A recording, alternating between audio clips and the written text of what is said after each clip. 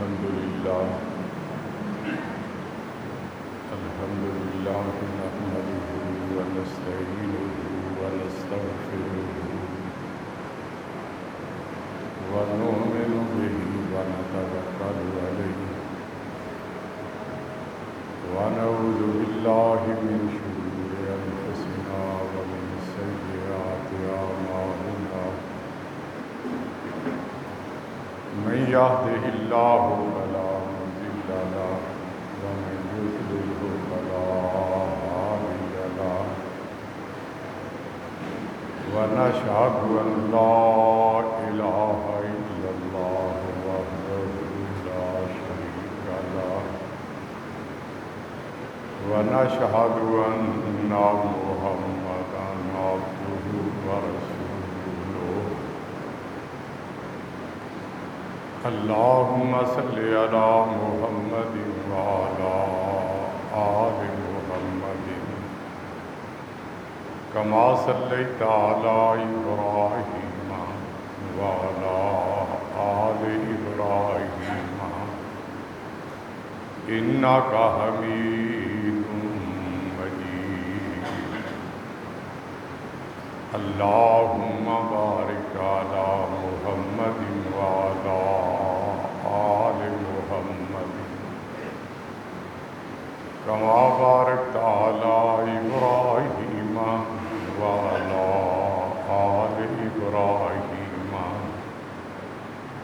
إنك حميد مجيد أما بعد فإن خير الحديث كتاب الله وخير الهدي هدي محمد صلى الله عليه وسلم وشر الأمور محدثاتها وكل محدثة بدعة وكل بدعة ضلالة وكل ضلالة في النار. أعوذ بالله من الشيطان الرجيم. بسم الله الرحمن الرحيم. وبالآخرة هم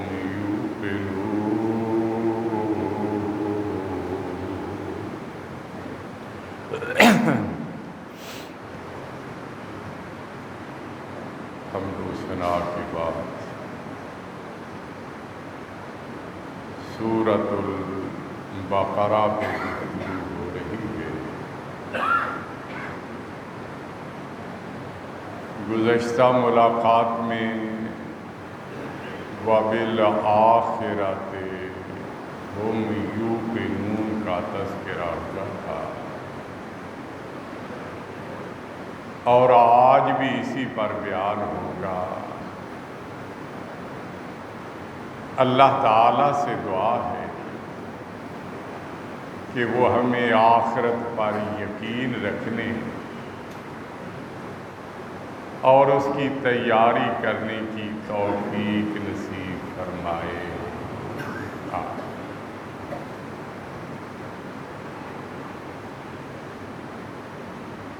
گزشتہ ملاقات میں یہ ذکر ہوا تھا کہ انسانی زندگی کے 5 ادوار ہوتے ہیں. پہلا دور عالم ارواح، جس میں ہر شخص کو توحید کا سبق پڑھایا گیا اور اس پہ کاربند رہنے کا عہد و پیمان لیا گیا. یہ دور چند لمحوں یا چند گھنٹوں پہ محیط تھا. دوسرا دور عالم ارحام کا، جس میں ہر شخص کو کھانے پینے، لباس پہننے، رہائش پذیر ہونے، نیکی یا بدی کے راستے کو اپنانے، اپنا نام نیکوکاروں یا بد کرداروں میں لکھوانے اور مقررہ وقت پہ دنیا کو خیر باد کہہ جانے کا لکھا جاتا ہے۔ یہ دور چند مہینوں پہ محیط ہوتا ہے۔ تیسرا دور عالم دنیا، کھانے پینے، اچھے یا برے عمل کرنے، کہاں کہاں رہنے اور کس وقت داعی اجل کو لبیک کہنے کے بارے میں جو کچھ لکھا گیا ہوتا ہے اس پہ عمل کرنے کا موقع ملتا ہے، اور جیسے ہی وہ وقت پورا ہو جاتا ہے تو وہ دنیا کو خیر باد کہہ جاتا ہے۔ یہ دور صدی یا چند صدیوں پہ محیط ہو سکتا ہے۔ نمبر 4، عالم برزخ یا عالم قبر، جہاں منکر اور نکیر 3 سوال کرتے ہیں۔ اگر وہ ان سوالوں کے صحیح جواب دے دیتا ہے تو یہ اس کے لیے گوشۂ عافیت بن جاتی ہے، اور اگر جواب نہیں دے پاتا تو یہ جگہ اس کے لیے قطع عذاب کا روپ اختیار کر لیتی ہے۔ یہ دور چند ہزار سالوں پہ محیط ہوتا ہے، اور 5واں دور عالم آخرت کا ہے، یعنی سب سے آخری دور۔ دنیا میں جو کچھ کیا ہوتا ہے اس کی جزا اور سزا اس میں عطا کی جاتی ہے۔ جو نیکیاں کی جاتی ہیں وہ گل و گلزار بن جاتی ہیں، اور جو برائیاں کی گئی ہوتی ہیں وہ جہنم کی نار بن جاتی ہیں۔ اگر نیکیاں زیادہ ہو گئیں تو جنت ٹھکانہ بن جاتی ہے، اور اگر برائیوں کا غلبہ ہو گیا تو جہنم مقدر بن جاتی ہے۔ خالق کائنات، مال کے ارض و سما نے اس زمین پہ اپنا ایک گھر بنایا ہے جسے خانہ کعبہ کہا جاتا ہے۔ وہ خانہ کعبہ اس کائنات کے لیے مرکز ہدایت بھی ہے، اور اس کی بقا اور اس کے تحفظ کا ذریعہ اور سبب بھی ہے۔ اللہ فرماتے ہیں وَجَعَلْنَا الْكَعْبَةَ الْبَيْتَ الْحَرَامَ قِيَامًا لِلنَّاسِ، لوگوں ہم نے کعبہ، احترام والے گھر کو لوگوں کے قیام، لوگوں کی بقا اور لوگوں کے تحفظ کا ذریعہ اور سبب بنا دیا ہے۔ جب سے کائنات بنی ہے نا، لوگ اس کا طواف کر رہے ہیں، اللہ کے حضور دعائیں اور التجائیں کر رہے ہیں۔ جو اس کو نہیں دیکھ سکا وہ اسے دیکھنے کے لیے ترستا ہے، اور جو ایک بار دیکھ لیتا ہے بار بار دیکھنے کے لیے تڑپتا ہے۔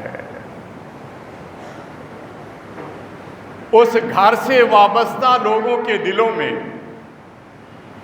احکام الہی کی پیروی کا شوق اور ذوق پیدا ہوتا ہے، وہ اللہ کے احکام پہ عمل پیرا رہتے ہیں اور نیکی کی راہ کو اختیار کرتے ہیں۔ لیکن ایک وقت ایسا آئے گا کہ یہ دنیا نیک لوگوں کے وجود سے خالی ہو جائے گی۔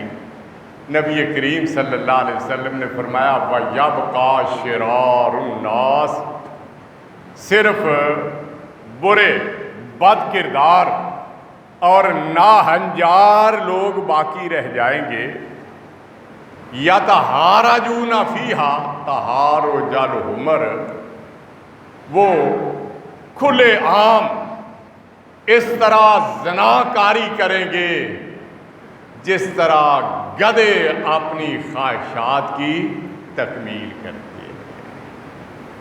ان کے دلوں سے اللہ کے گھر کا احترام اٹھ جائے گا، احکام الہی پہ عمل پیرا ہونے کا جذبہ ختم ہو جائے گا، اس گھر کا طواف موقوف ہو جائے گا، وہ ویرانے کا سا منظر پیش کرنے لگے گا۔ ایک حبشی غلام اٹھے گا اور جو اللہ کے گھر کو پھر منہدم اور شہید کر ڈالے گا۔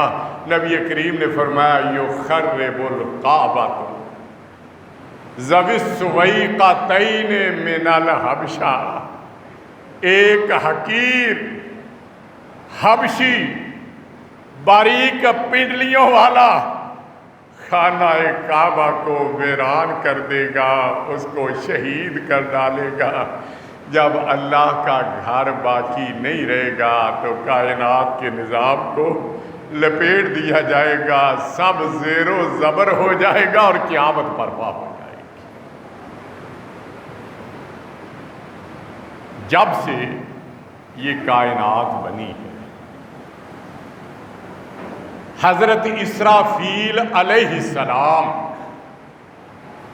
سور پہ اپنا منہ رکھ کے نگاہیں اللہ کے عرش کی طرف اٹھائے ہوئے ہیں، اور ایک لمحہ بھر کے لیے بھی وہ اپنی نگاہوں کو ادھر ادھر نہیں ہونے دیتے، کہیں ایسے نہ ہو کہ اللہ کی طرف سے حکم آئے اور تعمیل میں ذرہ برابر بھی تاخیر ہو جائے۔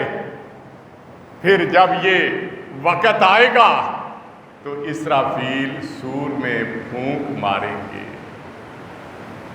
ایک ڈراؤنی آواز پیدا ہوگی جو وقت کے ساتھ ساتھ اور زیادہ خطرناک اور گھبراہٹ والی ہوگی۔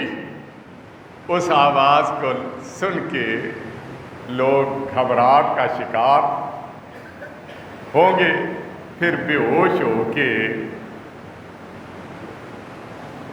مر کے گر جائیں گے۔ اللہ فرماتے ہیں وَنُفِخَ فِي الصُّورِ فَصَعِقَ مَنْ فِي السَّمَاوَاتِ وَالْأَرْضِ إِلَّا مَنْ شَاءَ اللَّهُ۔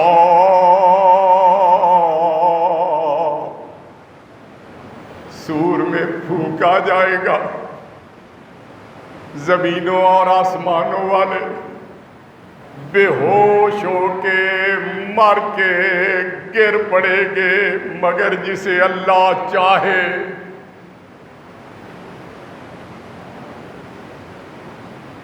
کوئی باقی نہیں رہے گا، پھر ایک وقفہ ہوگا۔ نبی کریم صلی اللہ علیہ وسلم نے فرمایا ما بین النفختین اربع، سور 2 بار پھونکا جائے گا اور دونوں بار پھونکے جانے کے درمیان 40 کا وقفہ ہوگا۔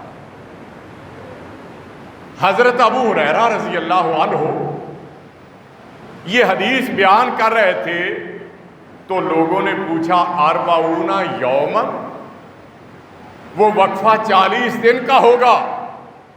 فرمایا ابعید میں کچھ نہیں کہہ سکتا۔ لوگوں نے پوچھا 40 شہرن، 40 مہینوں کا ہوگا؟ فرمایا ابعید میں کچھ نہیں کہہ سکتا۔ لوگوں نے پوچھا 40 سنتن، یہ وقفہ 40 سالوں کا ہوگا؟ فرمایا ابعید میں کچھ نہیں کہہ سکتا، میں صرف وہی بات کہہ سکتا ہوں جو میں نے اللہ کے رسول صلی اللہ علیہ وسلم کی زبان سے سنی تھی۔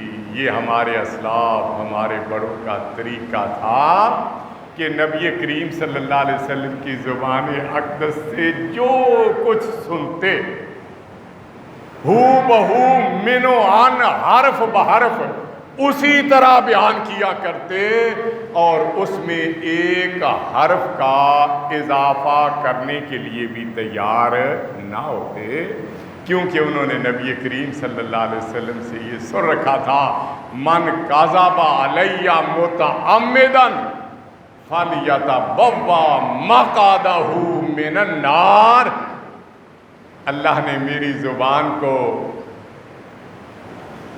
دین کا ترجمان بنایا ہے، اور میں بھی وہی کہتا ہوں جو اللہ وہی بنا کے مجھ پہ نازل کرتے ہیں، تو تم بھی میری طرف سے وہی بات بیان کرنا جو میں نے بیان کی ہے، اور جس نے ارادتاً میرے بارے میں کوئی جھوٹ بولا اس کا ٹھکانہ جہنم کی آگ ہوگا۔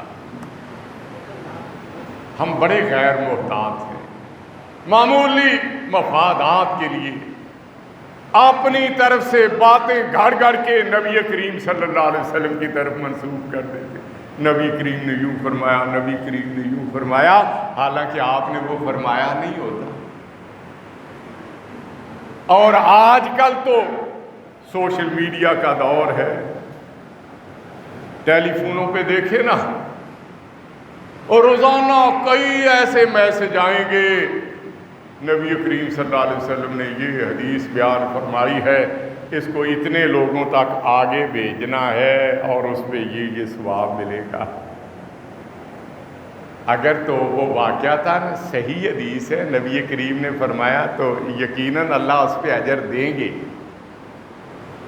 لیکن اگر یقین نہیں ہے اس حدیث کے صحیح ہونے کا تو اپنے دامن کو نبی کریم صلی اللہ علیہ وسلم کی بابت جھوٹ میں شریک کرنے سے اپنے آپ کو بچانے کی کوشش کریں، ورنہ بڑی سخت وعید آئی ہے اس بارے میں۔ نبی کریم نے فرمایا 40 کا وقفہ ہوگا، ثم یرسل اللہ من السماء ماء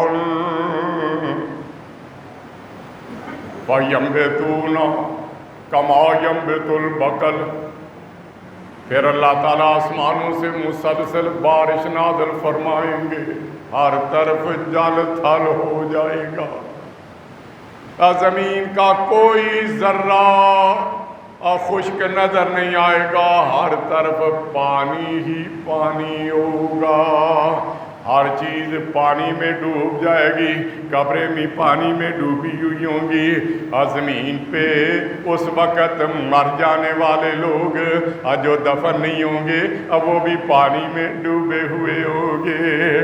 فرمایا لیس من الانسان شیء الا یبلا الا عظما واحدا وہو عجب الذنب، فرمایا انسان کا پورا جسم وہ سیدھا ہو جائے گا، گل جائے گا، مگر ایک ہڈی جو ریڑھ کی ہڈی کہلاتی ہے یہ باقی رہے گی۔ منہ یرکب الخلق یوم القیامہ، اسی سے پھر دوبارہ انسان اس طرح اگیں گے جس طرح زمین پہ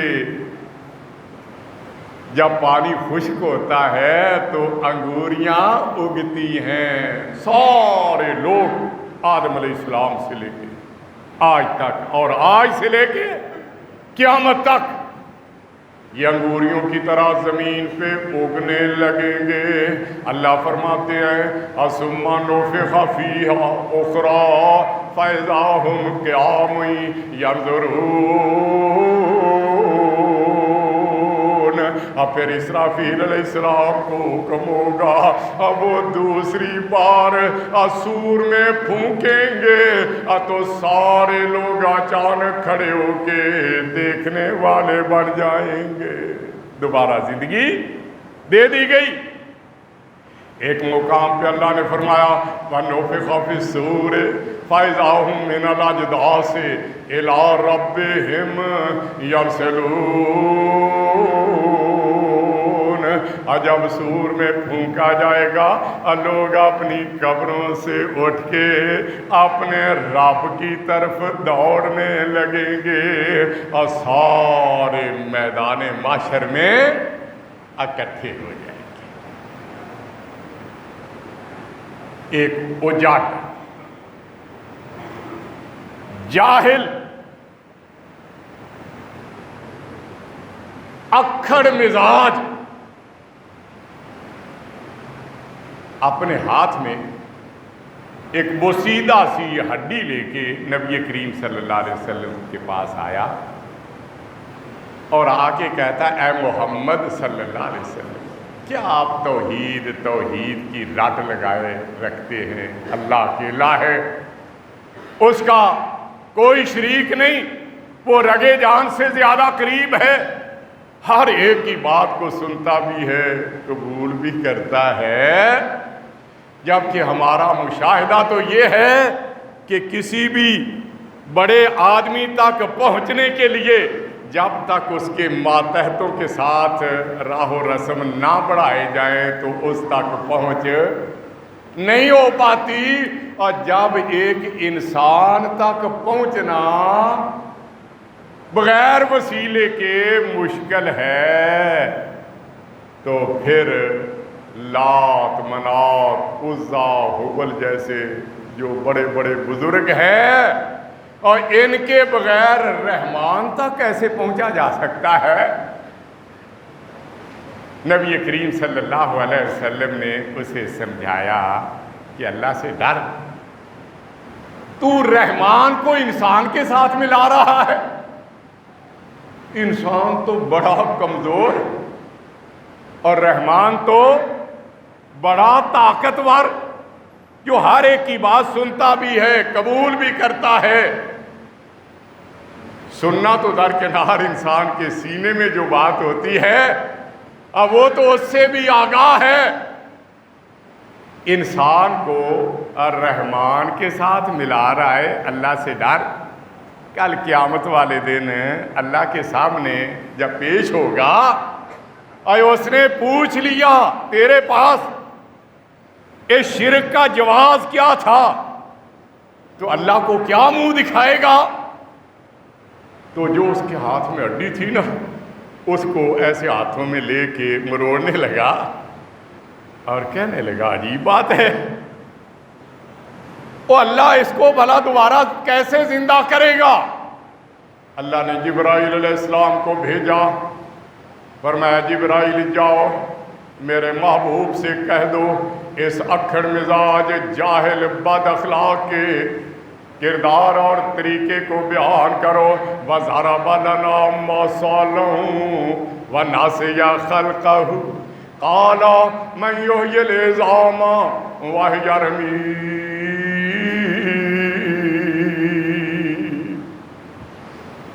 اس نے ہمارے لیے مثال بیان کی. آج بھی بہت سارے لوگ بیان کرتے ہیں ایسی مثال. اس نے ہمارے لیے مثال بیان کی اور اپنی پیدائش کو بھول گیا. یہ کیا تھا؟ اس نے اپنی قدرت کاملہ سے وہ اس کو کیا بنا دیا.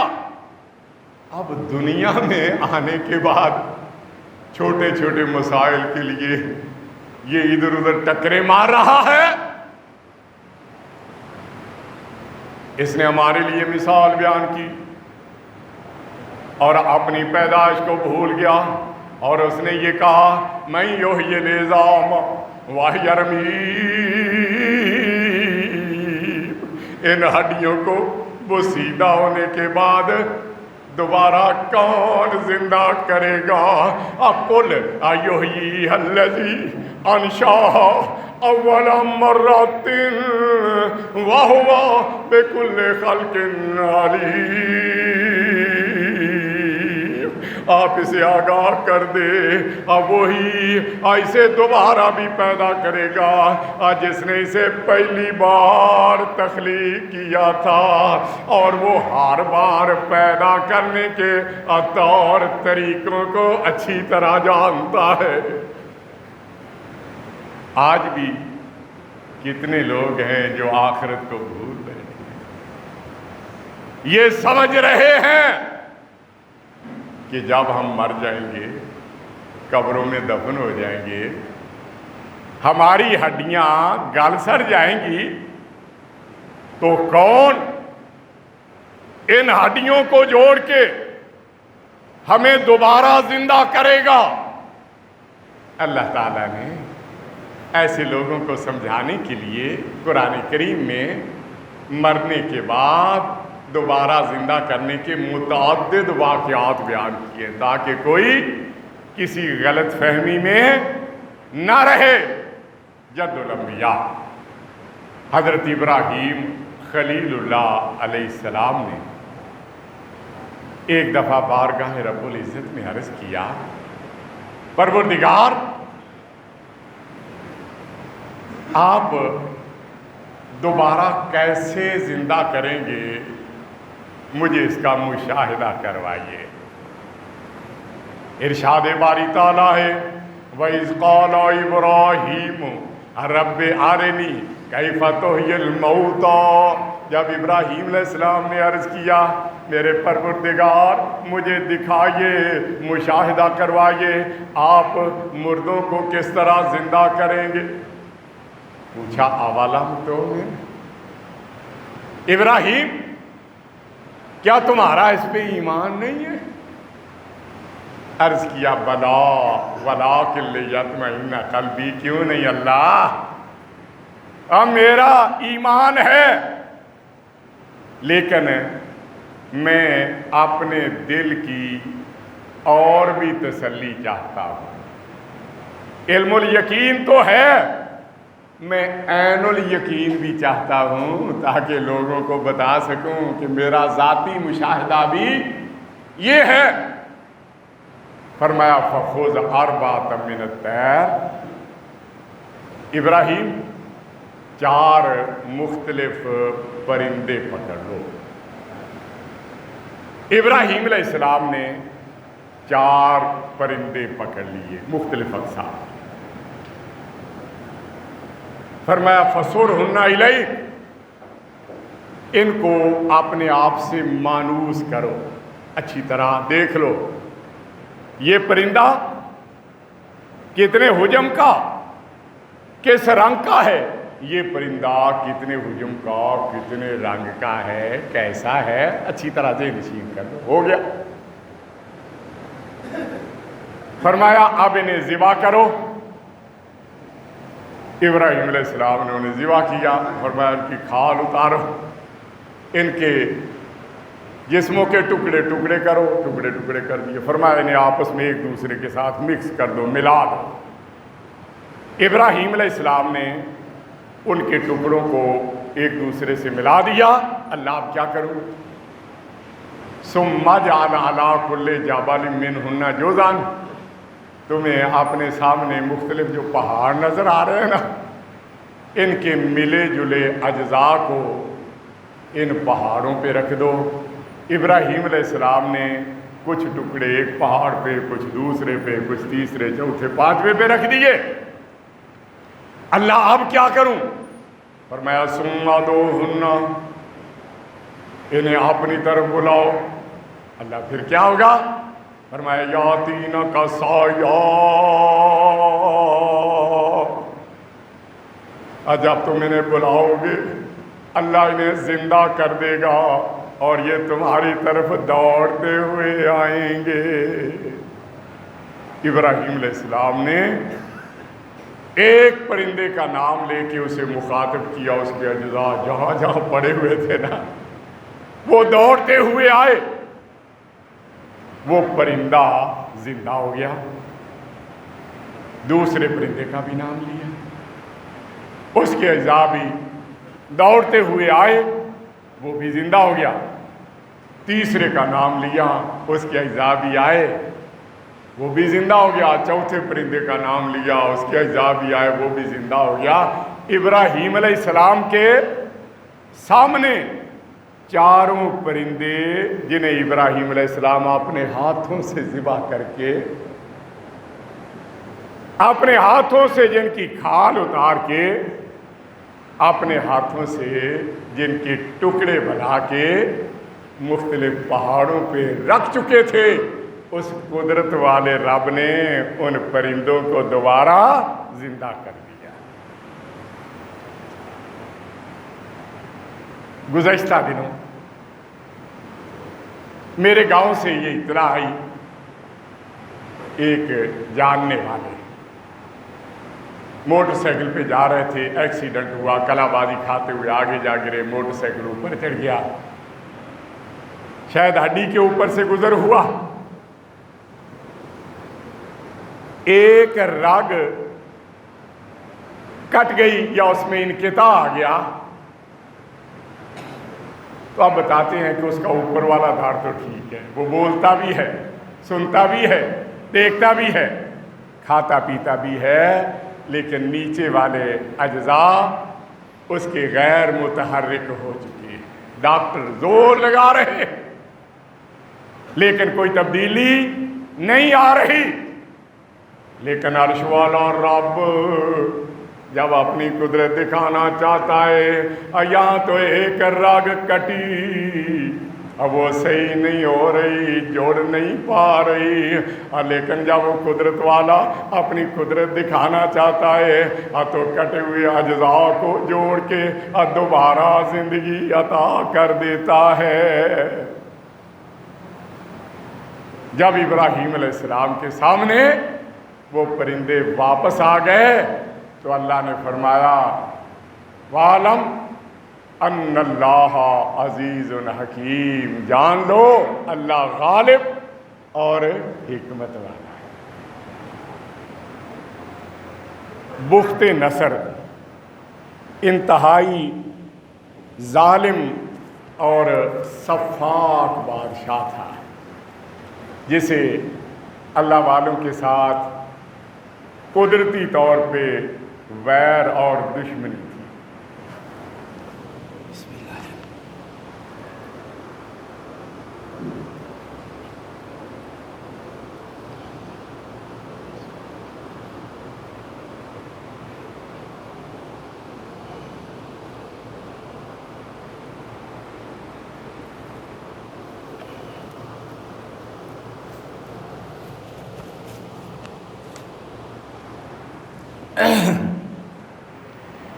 اسے جب پتہ چلتا کہ کسی بستی یا شہر میں اللہ کی توحید کو ماننے والے، اللہ وحدہ لا شریک کی عبادت کرنے والے بستے ہیں، وہ اس بستی پہ چڑھائی کر دیتا اور اسے تہس نہس کر ڈالتا۔ اسے پتہ چلا کہ بیت المقدس میں اہل توحید بستے ہیں جو صرف اللہ کی عبادت کرتے ہیں، اس نے بیت المقدس پہ چڑھائی کر دی،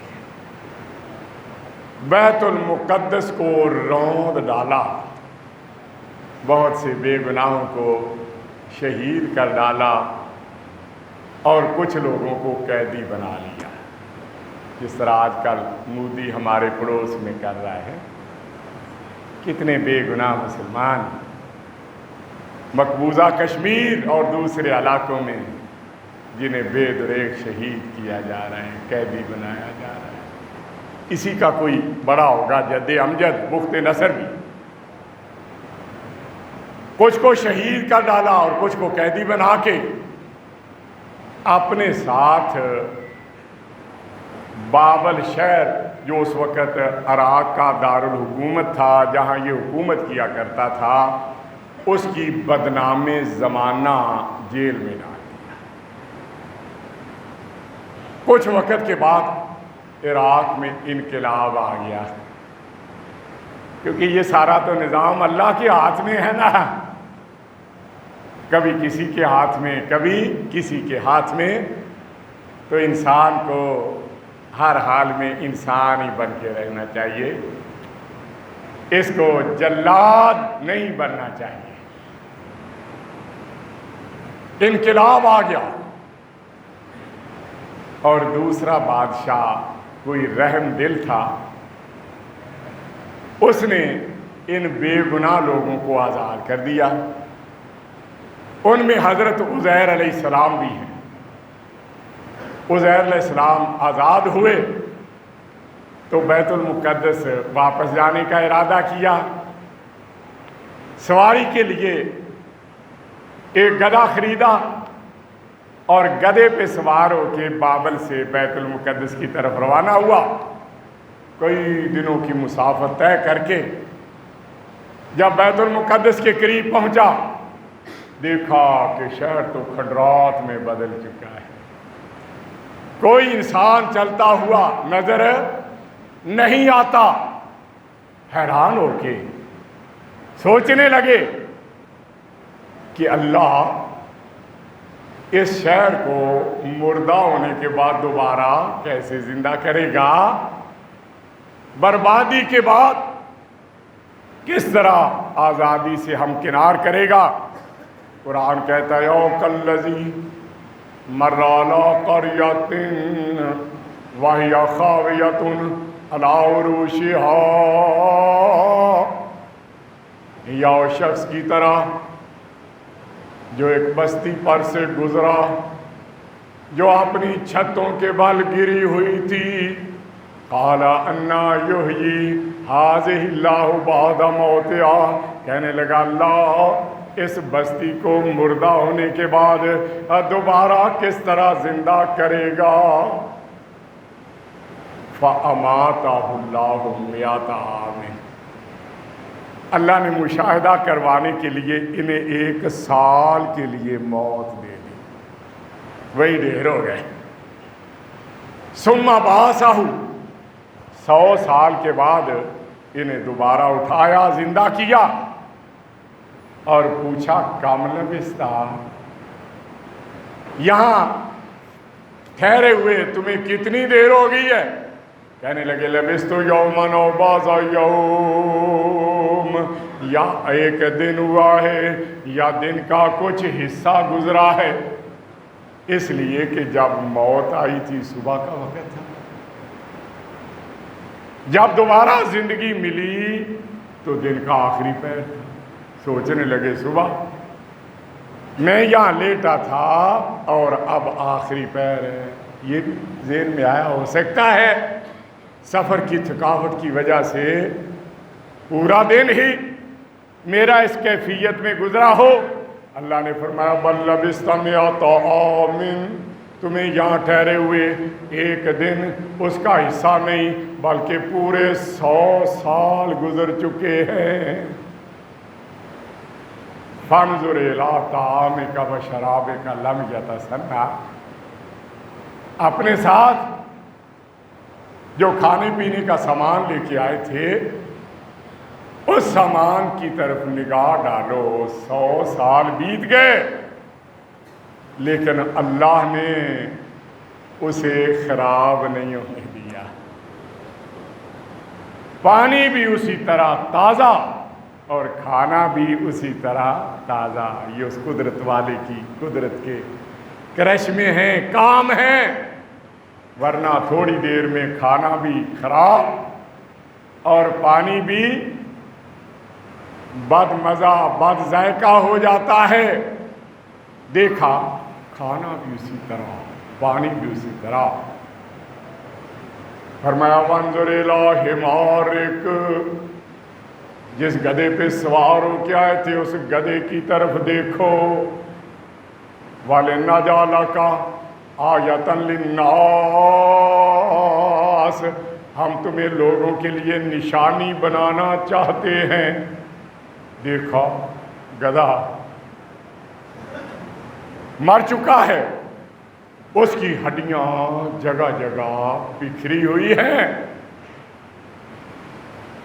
فرمایا وانظر الی العظام کیف ننشزها ثم نکسوها لحما، فرمایا اس کی ہڈیوں کی طرف دیکھو، کس طرح ہم ہڈیوں کو جوڑتے ہیں، پھر کس طرح اس پہ گوشت چڑھاتے ہیں۔ دیکھنے لگے ہڈیاں اپنی جگہ سے اٹھیں اور ایک جگہ اکٹھی ہو کے آپس میں جڑنے لگیں، ڈھانچہ بن گیا۔ اللہ نے اوپر گوشت بھی چڑھا دیا اور زندگی بھی عطا کر دی۔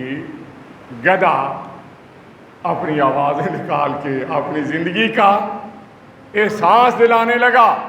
اللہ فرماتے ہیں فَلَمَّا تَبَيَّنَ لَهُ، جب یہ ساری چیزیں اس کے سامنے ظاہر ہو گئیں کہ قادر مطلق کے سامنے کوئی کام کرنا بھی مشکل یا ناممکن نہیں، اب وہ سب کچھ کرنے پہ قادر ہے۔ قال اعلم ان اللہ علی کل شیء قدیر، تو عرض کرنے لگے میں جانتا ہوں یا میں جان گیا ہوں کہ اللہ ہر چیز پر قادر ہے، اور اس کی قدرت میں سے یہ بھی ایک منظر اور نظارہ ہوگا کہ وہ مرنے کے بعد دوبارہ اٹھائے گا۔ باقی آئندہ بیان ہوگا۔ وآخر دعوانا ان الحمد للہ رب العالمین۔